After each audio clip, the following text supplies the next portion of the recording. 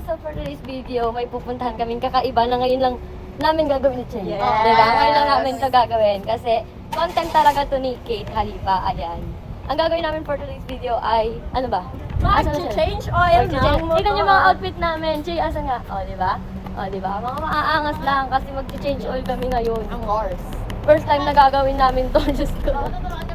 And nakaka-excite kasi nga, first time, and experience na rin, di ba? Yeah. Yes!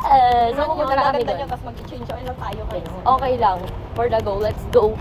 Ayan, nandito na kami sa daanas kasi sobrang init, pero tiisin namin yan kasi dinalakad lang namin. Ayun si Jay, taga-video ng vlog ni Kate. And ito naman si Kate. Ayan naman si Kate. Ayan, naghahanap na kami ngayon ng deserving. Hi, deserving! Buti pa ito, naka-jacket din na niya yung suot ko. Diyos ko, Lord.